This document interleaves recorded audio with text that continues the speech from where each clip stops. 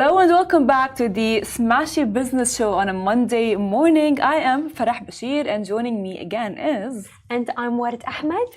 So we are going to be talking about the Olympics, but before we do so, let me just give you a quick rundown through our topics for the day. So Dubai Taxi Company reports a 14% revenue growth, reaches $297 million. And as well, the famous Inside Out 2 becomes the biggest animated film ever, surpassing Frozen 2 amid Disney boycott calls recently. And as well, Saudi Arabia is among 80 countries preparing to sign a global agreement on e-commerce. However, have we seen the controversy that the Olympics has faced recently? Well, we know that the Olympics has been held in Paris for its 2024, and as beautiful as it is for everyone who loves sports, a lot of people were, I would say, angry on the opening ceremony, of course, and businessmen have commented on that. Now, in light of that, of course, what happened is we have the businessman Naguib Sawiris slams Olympics for disrespectful mockery of the Last Supper. Yes. Christians got angry. Everyone got angry. Businessmen got angry as well. And of course, they got angry because the Last Supper identifies with Jesus Christ. Yeah. And there were people who were, I would say, from the LGBTQ community.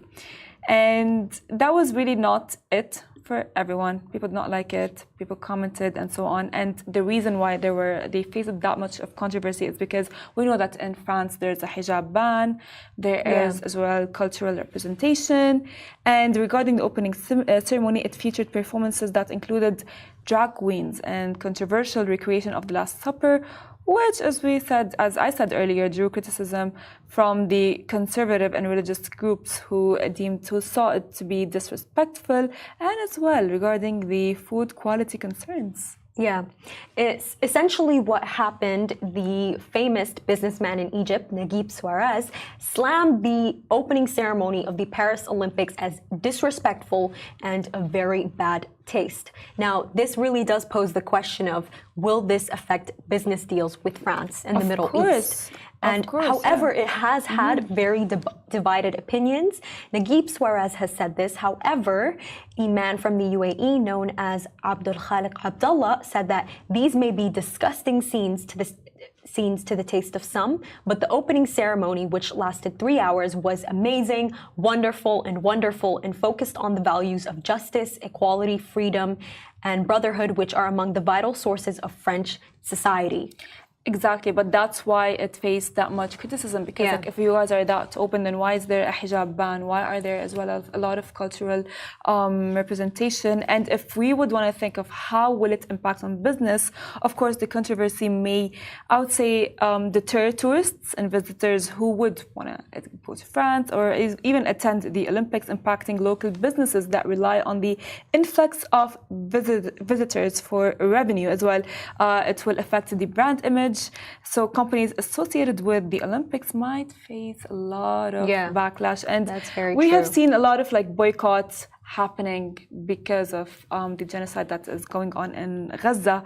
So I think as well the brand image, because of that, they might face kind of backlash and boycotts, you never know. And as well, the public relations challenges, because organizers will need to invest significantly in the public relations effort to mitigate the fallout from these controversies. However, we know that, in summary, the controversy surrounding the 2024 Paris Olympics situation is because it happens because it includes inclusivity of all. However, is it really including that inclusivity of all? And people are having these questions run down through their minds. As Farah mentioned, people are having these questions.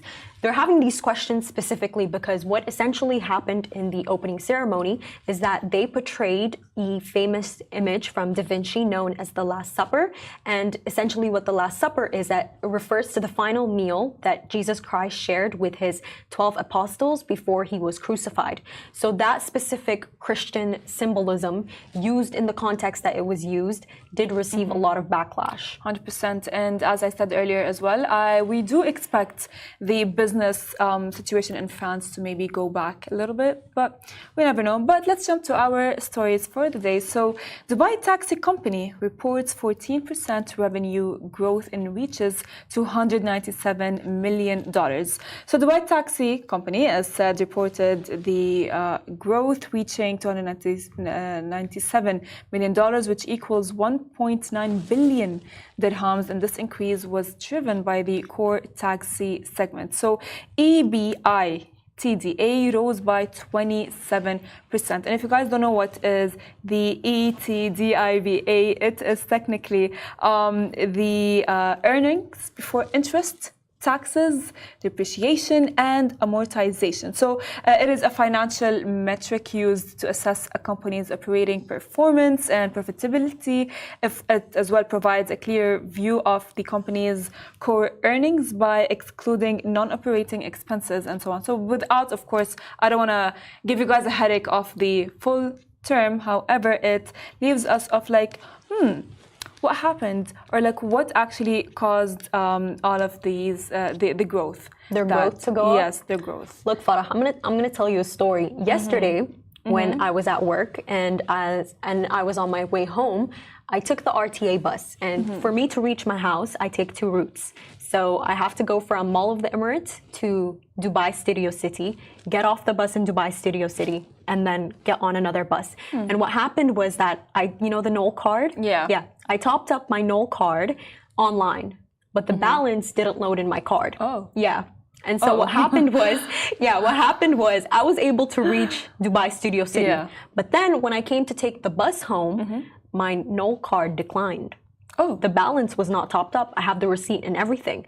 And I stood there, my phone charge was low. My phone charge was low. The It's sun one of was those days when you have everything go against your way. Yeah. The sun was scorching. But then guess what happened? A taxi showed up and I was able to get home. Honestly, taxis are very underrated.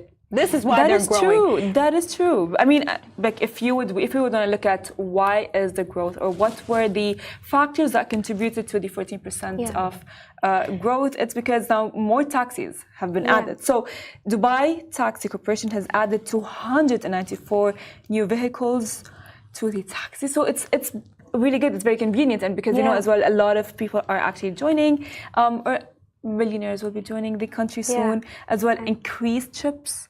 So the company completed 23 million trips, which was a 4% increase from the previous year, and as well higher fares. So tariffs set by the Road and Transport Authority (RTA) has increased for airport taxes to boost their revenue, and as well the diverse services that they are providing. So revenue as well grew in other areas like limousines and buses, with the bus segment seeing a 26% increase. And there is, as you said, or what happened with you, a strong demand. Yeah, and it's not just a demand. I truly believe it's, Dubai Taxi, the drivers that they have, they know when to be at the right place at the right time for when people need them. Because when I got into that taxi, I truly thought I wouldn't find one because my phone battery was low. I forgot to fill in my credit. I was just standing there and I'm like, I really hope and pray that a taxi shows up right now. And it did in like 2 minutes. It was very quick. And I remember when I got into the taxi driver, he told me that you are the third person that I pick up today because their Knoll card dysfunctioned on their way to your community. So what that showed me is that these taxi drivers, not only is the company itself amazing in providing these services, these taxi drivers, they know when to be at the right time. They know the needs of the people and they know when to fulfill those needs. And I think that what happened to me is a prime example of that. Of course, and because of that, they are providing a lot of cars, right? Yeah. Tourists are coming. Tourism is increasing in the UAE, and as well, business people are coming, people are investing in their business, people are opening up their business and so on. And the country, in order to help with that, they are, I would say, cooperating with people, with tourists, whether they're tourists or residents. And That's beautiful. Well, let's jump to our next story. So, of course, have you watched Inside Out? Yes, I have. I loved Lucky it. you. I mean, honestly, I heard a lot of things about Inside Out. Would love to watch it, but we know that there has been some boycotts happening to Disney because of the genocides. So Inside Out becomes biggest animated film ever, surpassing Frozen 2 amid the Disney boycott calls. Disney's Inside Out 2 has achieved an extraordinary milestone, becoming the highest grossing animated film of all times, with a global box office totaling $1.46 billion. Insane. And it even beat Frozen. It even beat Frozen too. Exactly.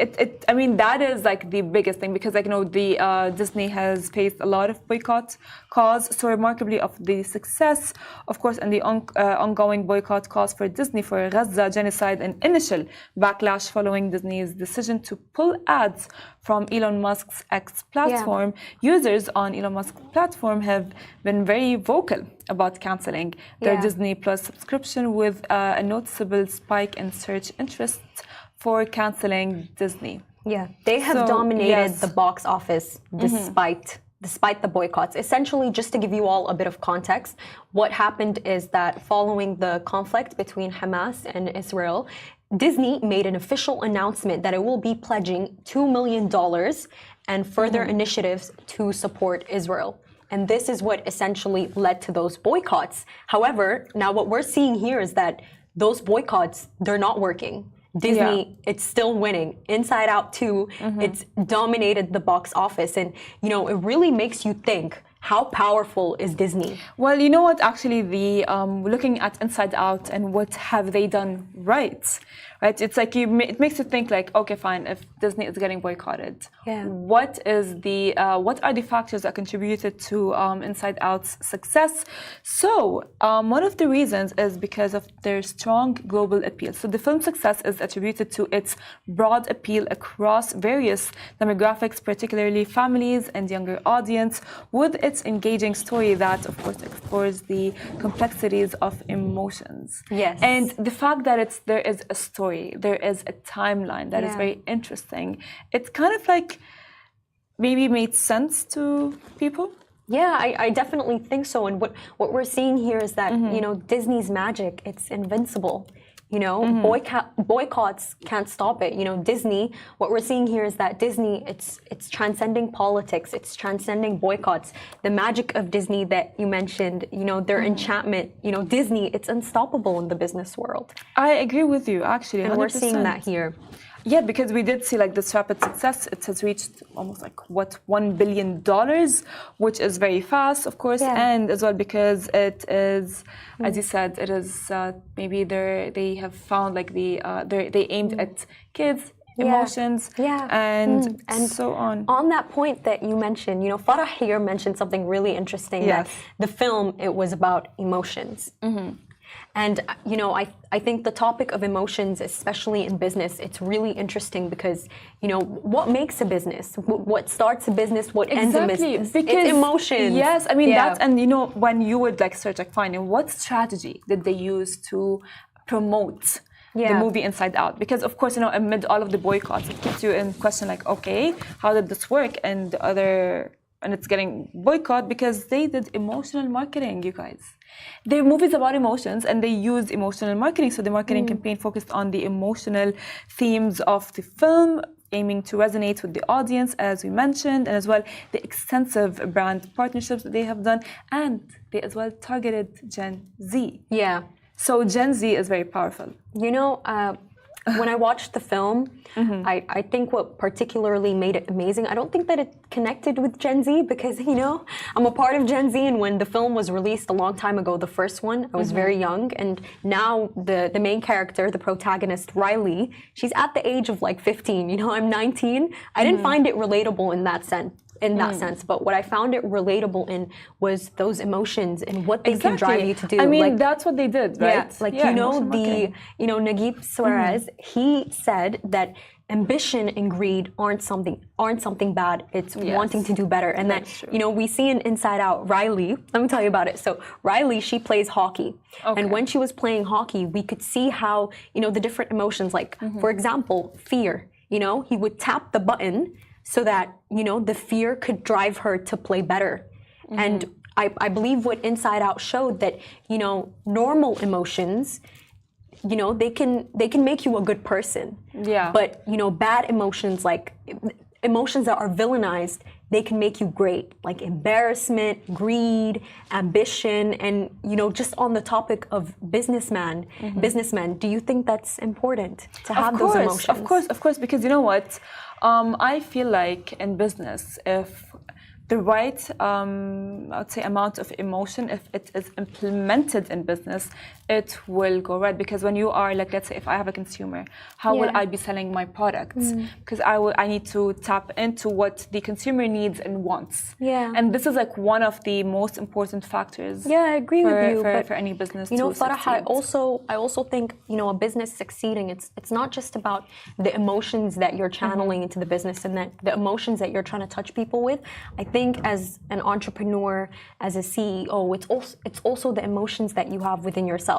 And we see that in very famous businessmen, like for example, Khalaf al-Habtour in the UAE. You know that according to the Khalij Times, he wakes up before 6 a.m. He plays tennis and he's already ready for his meeting by 7:30 a.m.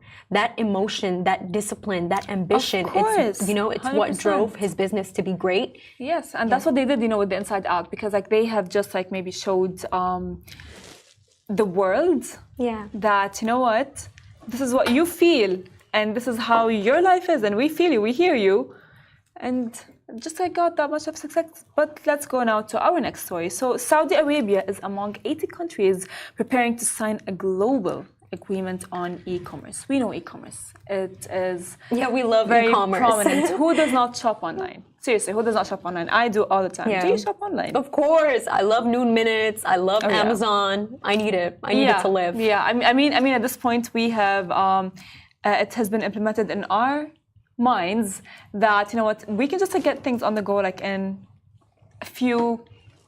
maximum half an hour. Because I didn't want to say minutes, even though like Noon Minutes is amazing. So around 80 countries, including Saudi Arabia, have reached a parliament agreement on global e-commerce regulations, recognizing e-signatures and protecting against online fraud. So of course, with the love of shopping online comes fraud and scams. Yeah. All the time. We cannot escape from them. That's true. Which is very devastating. So the World Trade Organization announced the stabilized text after 5 years of discussions. Key provisions include recognizing e-signatures, protecting against online fraud, digitalizing customs progress, and as well supporting least developed countries, which is very exciting. Honestly, at this point, I feel like it's very tricky when you are purchasing something online or even trying to sell things online. You can get scammed. Yeah, that's true. In a very simple manner. But Farah, I see this case study as something more than just preventing fraud.